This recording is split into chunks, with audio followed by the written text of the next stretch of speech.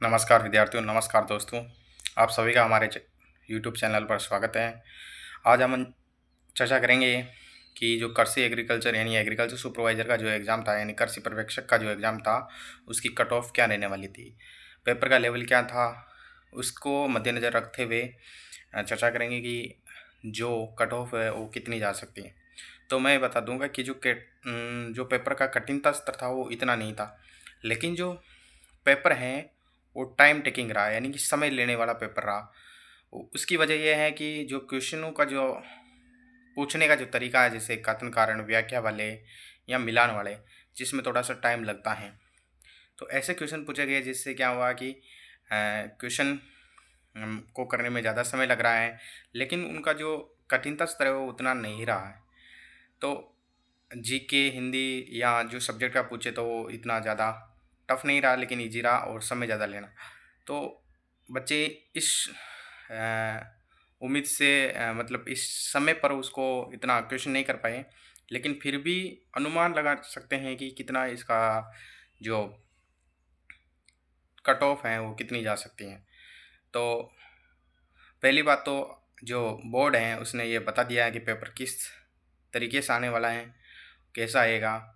उन्होंने बता दिया कि किस तरीके से क्वेश्चन पूछे जा रहे हैं, यानी कि क्वेश्चनों का जो कठिनता स्तर है वो तो इतना नहीं रखा जाएगा, लेकिन जो पूछने का तरीका है उनका, जैसे वेक्या वाले क्वेश्चन, मिलान वाले क्वेश्चन या कथन कारण वाले क्वेश्चन, ऐसे क्वेश्चन जो पूछने का तरीका या ट्रेंड चला रहा है बोर्ड जिसमें टाइम टेकिंग है, तो आपको ऐसे क्वेश्चनों की ज़्यादा से ज़्यादा प्रैक्टिस करनी चाहिए और पेपर को समय पर करने की आपको प्रैक्टिस करनी चाहिए ताकि समय पर कर पाए।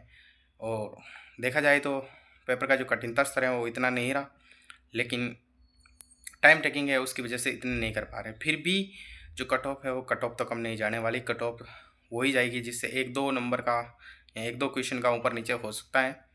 जैसे कि अगर एसटी कैटेगरी की बात करें तो लगभग 70 क्वेश्चन या 70 से प्लस माइनस 2 कर सकते हैं आप।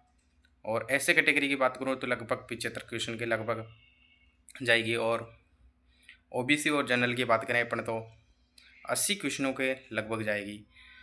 तो इससे कम कट ऑफ नहीं जा सकती हैं, भले चाहे यूट्यूब पे कितनी हवाबाजी चल रही होगी, ये इतना लेवल आ गया, ये आ गया, वो आ गया, ऐसे क्वेश्चन हो गया, नहीं हो पा रहा, जिससे 60 क्वेश्चन जाएगी, 50 क्वेश्चन जाएगी, ऐसा कुछ भी नहीं होने वाला है।